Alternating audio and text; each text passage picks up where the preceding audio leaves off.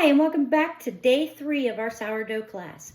Today is an exciting day because today is the first day we're going to feed our brand new starters. If you're at this point and your jar looks quiet, that's normal. If there's no rise, normal. And if there's no bubbles, also normal.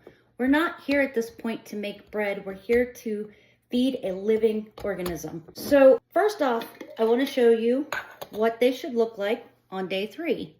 Notice that they're a little more runny than yesterday, and there is no real activity going on. Now the fresh milled flour one is simply just a little more watery. See, it still moves, but not much has changed with it. Okay, now let's talk about amounts for baby starters. When you have a baby starter, and I mean a starter that's just been started, you do not want a great big huge amount of starter, because that is just creating a stressful environment for the culture you're trying to produce with the yeast and the lactic acid. You want to keep your starters as small as possible. Okay, so that's why you see that mine are in pint jars with their solid lids. It's also because I don't want a whole lot of air between the starter and the top, because that is going to allow later on gases to escape that I want to hold in the starter. So small jar, small starter to start out, okay? Now with this one, remember we were using the tablespoon measurement and the quarter cup measurement. When I tell you to cut this down by half, it's just today. Today is solely the only day you're ever going to do that. If you cut it by half any other day after today, you're going to underfeed your starter and cause it to either stall out or become very weak. With this particular one, there's no real way to determine what's half. So we're going to do this solely by an actual volume measurement. This one is the one I'm going to tell you discard to half, and here's why. Yesterday we put in 25 grams of water and 25 grams of flour. That's a 50 gram total. I want the starter back down to 25. Therefore, that is half. I'm going to discard half of this, okay? I can't do that with this one, but I can with this one. From this day forward, you will never hear me say discard the half, because after today, there are going to be 3 components that go in this jar: starter, water, and flour. I can't do equal measurements if I'm discarding to half and then adding a certain amount, especially if I don't know what half weighs, okay? So with that being said, let's start with this one. I usually use a bowl because it's a lot easier to mix and it keeps my jar from getting messy. And then I have a little spatula here solely because when I use this, I'm going to use this to scrape this out, and then I use it to mix. So with this, we're going to start with 1 tablespoon of your starter. Unlike when you're measuring sugar or baking soda or flour or whatever, when I say 1 tablespoon of starter, that doesn't mean that you have to even it off or that it has to be exactly that, or you can't have it a little above. It just means I'm using this to scoop it out, okay? So that's in my bowl, okay? Now, I'm going to add equal amount of water to this. So it's 1 tablespoon of water. Remember that your starter already has water in it. So that's going to help with your hydration part of your flour. And then I'm going to go in with a quarter cup of the bread flour, just like that, into the bowl. And now I'm going to gently mix this. Why? Mostly because I don't want it all over my counter, because I will fling flour if I have learned to slow down in this sourdough process. If I haven't learned anything else, that's what I have learned, is to slow down, okay? Now, here's what your starter looks like. A little dry, right? That's fine. We're gonna add 1 more tablespoon. And here's why you can't go by a recipe. Once again, I say this to you guys 200, 300 times if I've said it before. You cannot go by a recipe. You have to go by how it feels and how it looks, okay? That's still to me a little wet, or I mean a little dry.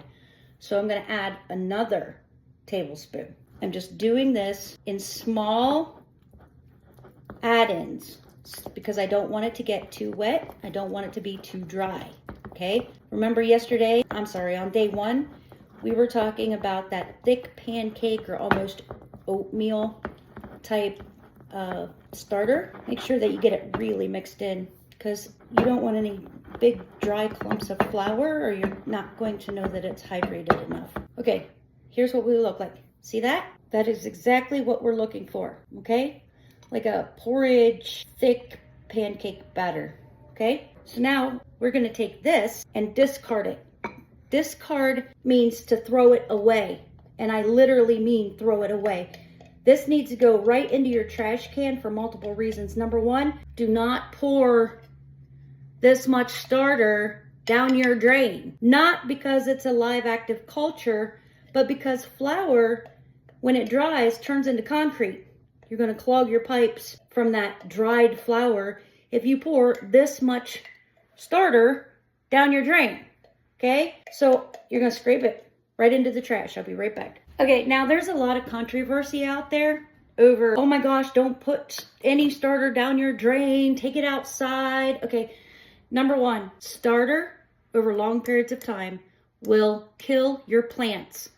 Don't pour it on your plants, okay? Number two, this, see that? See how that's scraped out? Because I am about to wash it in the sink, I will be using a lot of hot water. That hot water is going to move this through the drain before it ever has time to harden and become dry. This little bit will not hurt your pipes any more than you washing your cookie dough bowls or your gravy bowls. It won't hurt it. So when you get it like this, wash your jar. Why are you washing your jar? Because you don't want contaminants in your starter. It's a baby and it needs to live. So clean it so you don't grow mold and then you ruin your starter and have to start over. So give me 1 second. Okay, now you're probably asking, why are you going to dry the jar if you're just going to turn around and put starter in? Here's why. I don't want that extra water in there. I don't want that extra moisture. Also, my jar is warm, extremely warm, from washing it under the hot water. Therefore, it's going to create its own moisture when I put that cold starter back in. I want the least amount of moisture in here that's not already in my starter. Okay, so now your jar is clean. You're going to take your starter. See how much starter is in there? You're going to take half this. I'm not telling you to use exactly half, okay? Eyeball it. Just basically enough to cover the bottom of your jar.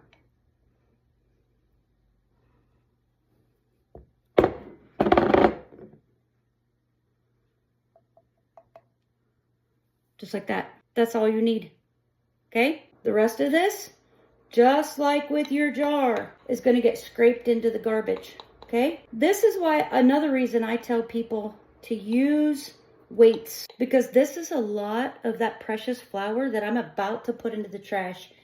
And the reason I'm putting it into the trash, it's completely full of bad bacteria right now. It is brand new. If I don't put this in the trash and I went to use this or put it in the refrigerator and used it as a discard recipe, I could make whoever eats what I make extremely sick and they would be running to the bathroom every 5 minutes or could end up in the hospital. So this, on day 3, goes in the garbage. Again, this scraped out as much as you possibly can is perfectly fine to wash in your dishwater.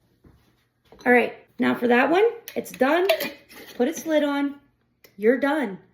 Remember, cover, let sit, don't stir, don't even check it every hour like you're gonna want to.